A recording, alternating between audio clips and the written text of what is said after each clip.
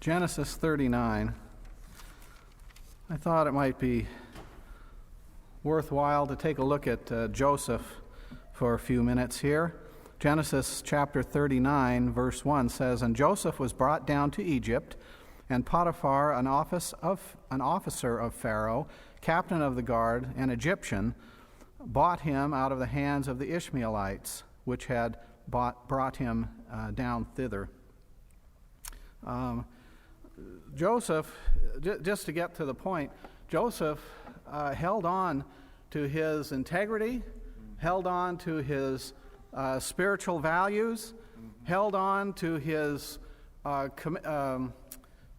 commitment or dependence, or just yielding himself to God and to God's will through some very, very trying circumstances. I would say things that maybe even the most ferocious of us would have trouble keeping up with.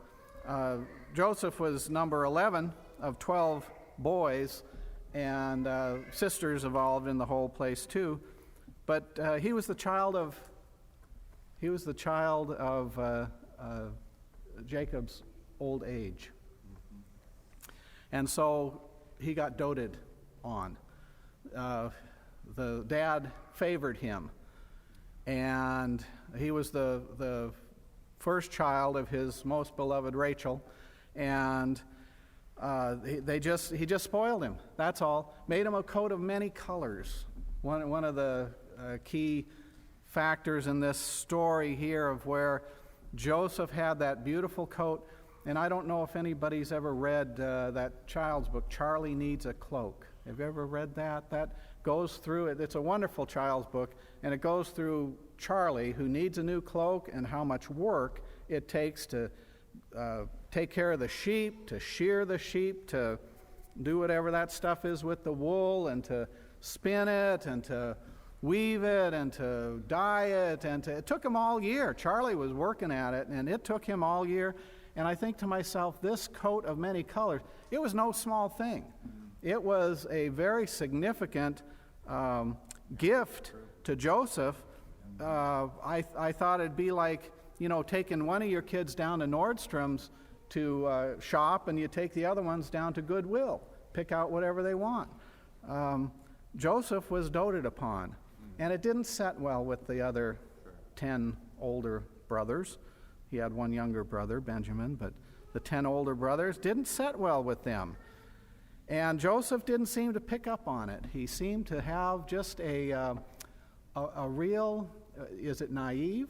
There was no guile in Joseph. It just didn't occur to him that anybody could be mean and contrary and just cantankerous, and yet his brothers were.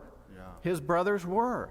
And I look around us today, and I'll tell you, I have some of the same problems. I look around, I say, I can't believe that people can be so mean and cantankerous and contrary, and yet they are. And the Bible tells us that there'll be people like that. It's hard to imagine. I just know that the Lord is so good, and He gives us contentment and joy and peace. But not everyone has that, not everyone appreciates that. In fact, there are people that, as the proverb said, they don't go to bed at night till they've completed some form of mischief or another. And Joseph's brothers were kind of that way. They were just problem children out in the fields and the hinterlands of Judea there, but they were problem children. And so poor Joseph, just blissfully going along, just doing his job, doing what Dad tells him to do, go out and find their brothers and get the sheep, tell me what's going on, and Joseph would do it. So one time, Joseph was also a gifted child. He was a gifted child. He had something going on there on the spiritual side of things, and he had a dream. And he tells his dream to his family, and he says, we're out gathering wheat or whatever it was, and my sheaf stood up tall, and your sheaves all bowed down to me. Well, that just set things in motion there. People didn't appreciate, his brothers didn't appreciate the whole concept in that society, patriarchal, hierarchical. Here's this young whippersnapper that's doted on by dad, and he's going to be the one that we're going to bow down. No, that doesn't set well with us. And apparently it was an issue of discussion among the brothers to what are we going to do about this dreamer, about this guy, that our brother who tells us that he's going to be in charge one of these days. Well, then Joseph not catching on, just not realizing what's happening around him. He has another dream, and he tells this dream to his brothers. You just wonder how uncomprehending. But maybe, it's all part of the Lord's will, all part of the Lord's plan. So maybe that's moving this story forward, and we see things around us even these days where people say things and do things, and we wonder to ourselves, do they really understand what they're saying, what they're telling us? And all I can think of is it's all part of God's plan. God is moving things forward, and sometimes things are out of our hands and we don't have control, and so we just have to be faithful to what God has shown us.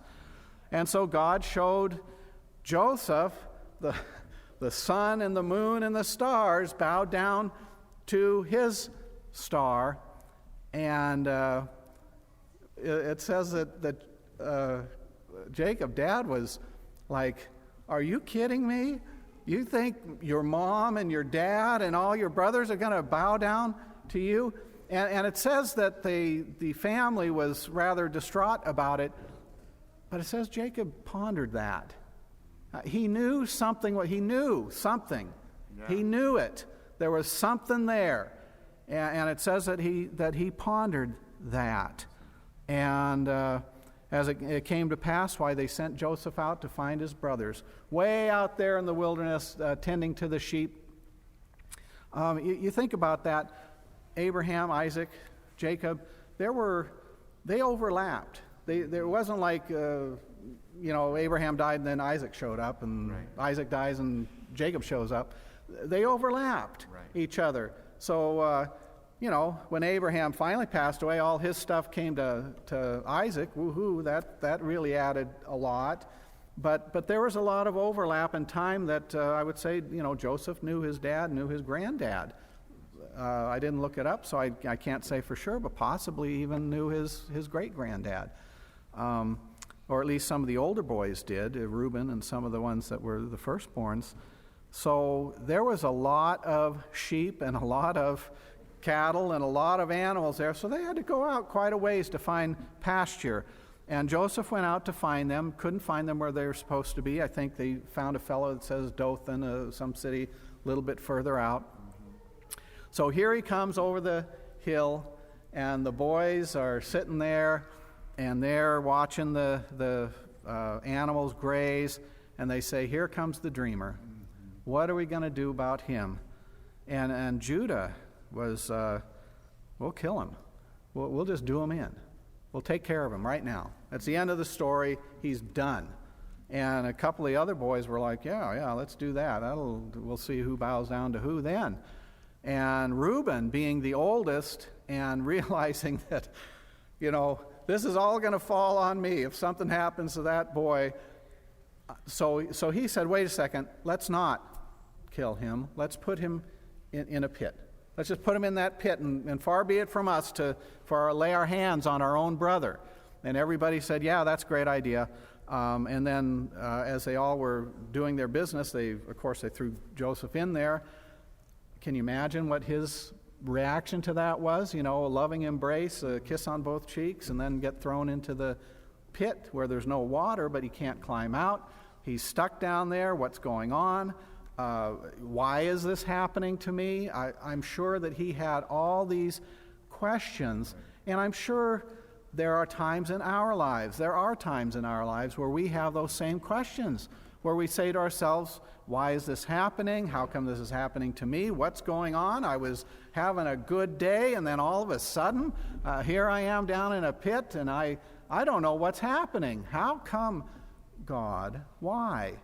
And it's in times like that where our faith is tried, our confidence is tried, our commitment to serve God is being tried.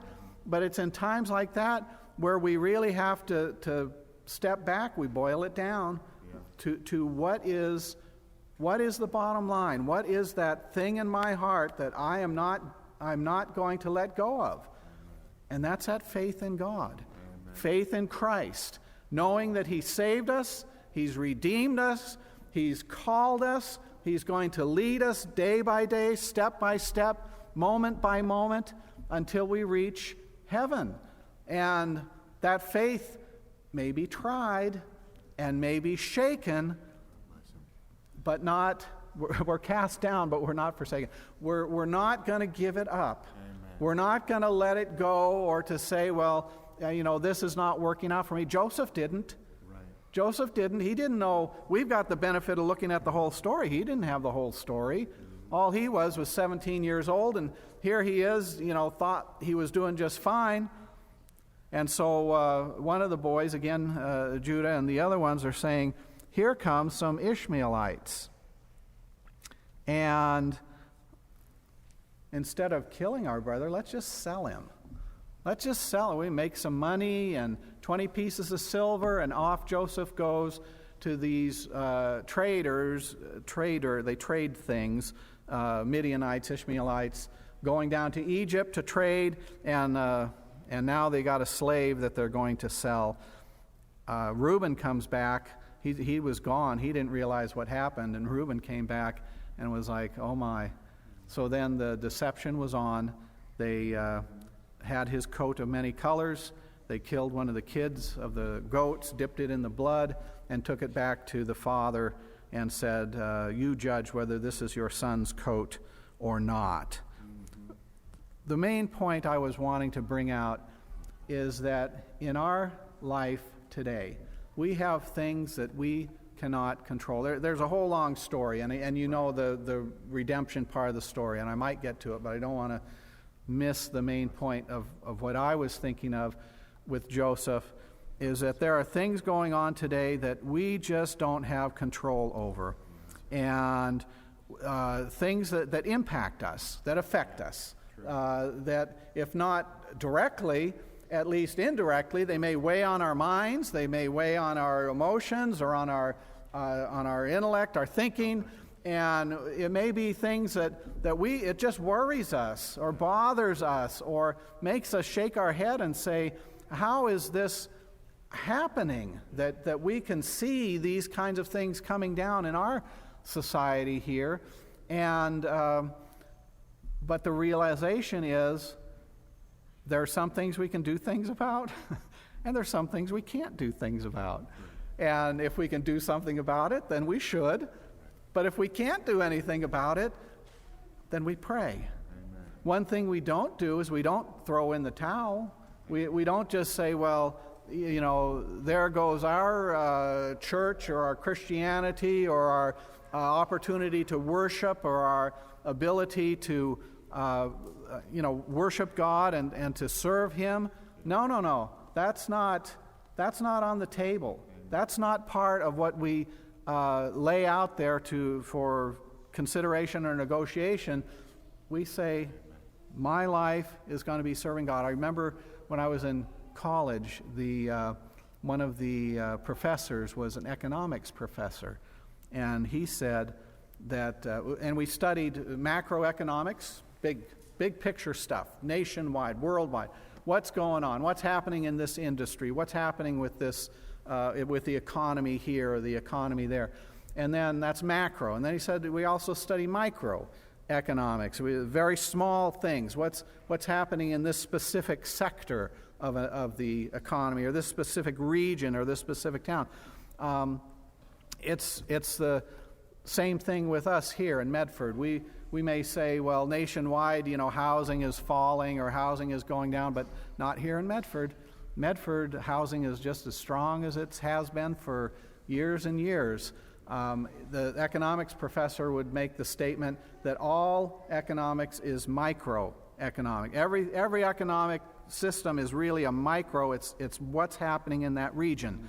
Why did I even think about that? I thought about that because that's what Joseph. It didn't matter what was going on in Egypt. Right. It didn't matter what was going on in other parts of Judah or Israel or whatever. His situation was what he was dealing with. Right. And he had to deal with the hand that he had been dealt. Yeah. We are in the same boat. There are things going on that are way outside of what we can do. Macro, big picture, things that are happening. But micro, spiritually speaking, there's big macro spiritual things happening. But when it all comes down to it, everything is micro. Everything is micro spiritual. It's your spiritual walk. It's your walk with God, your relationship with Christ, my time in prayer, my connection to God and to what He wants for our lives. It's what we do with what we have and what God has given to us. Joseph was in that boat. Things happening that he had no control over, but the thing he did have control over was his decisions, his choices, his willingness to follow, to maintain his integrity, to maintain his standard, if you will, to do the things that God wanted him to do. He had those decisions he could make, and he made them. Joseph was sold to Potiphar, a captain of the guard. And if you're familiar with the story, I won't do it justice in a few minutes, but there in Potiphar's house, God blessed him. Yeah. Joseph remained true to his calling. He was faithful to Potiphar, did what Potiphar asked him, was faithful in the responsibilities that were placed upon him, to the point where Potiphar didn't know what he had in his house. Joseph controlled the whole thing. He looked it over. He took care of it. Potiphar trusted him implicitly. And then he gets into trouble with Potiphar's wife, trying to seduce him, trying to corral him into a corner. Well, Joseph kept his integrity. He knew there was only one choice, and that's to run. And that's what he did. He ran. Now think about this for a second. If you're Potiphar, captain of the guard, I'm just going to put it this way. He knew what happened. He wasn't fooled. His wife said, oh yeah, he tried to attack me. Old Joseph tried to attack me. You know what would happen if a slave tried to attack the wife of the captain of the guard? He would not be alive to see the sun go down. But Potiphar knew. He knew what happened. At least in my mind, he knew what happened, and so he puts Joseph in jail. He doesn't kill him, which is what would happen 99.9% of the time. He didn't put him to death. He put him in jail because he knew what the reality was. He knew that Joseph was innocent, but, you can't let that kind of stuff slide, I guess, in that kind of society that they had in Egypt. So Joseph was faithful, falsely accused, put in a situation that was terrible, but yet he maintained his honesty. He maintained his positive. Again, I know he's human. Right. But after those little episodes, he came back positive and encouraging, strengthening. The butler and the baker, the candlestick maker, were all put in there in the jail, not just the two. So butler and baker, but they came in there, and Joseph was supporting to them. He could have been just as grumpy as could be and shoved them off to the side, and you don't know what trouble is, buddy, until you hear what my story is. But no, he was there to support them, to help them.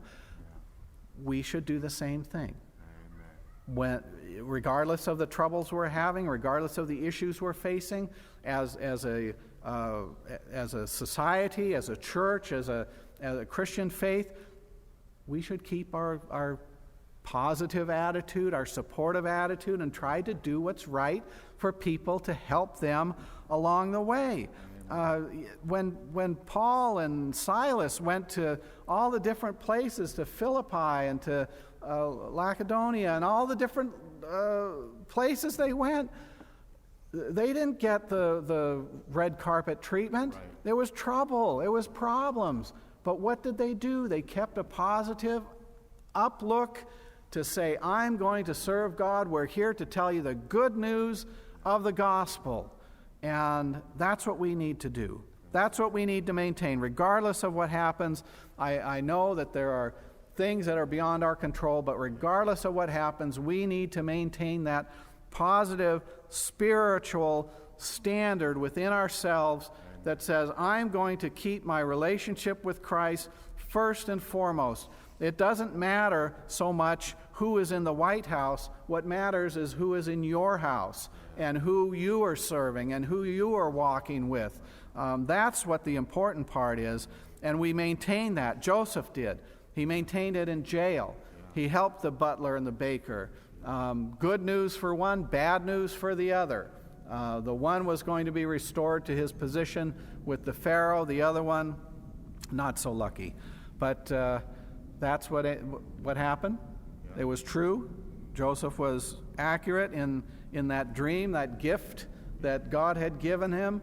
And as time went on, of course, the Pharaoh had a dream, and nobody could tell me the dream. Well, tell us the dream, we'll interpret. I can't remember the dream, but tell me what the dream was, and I'll tell you if it was correct.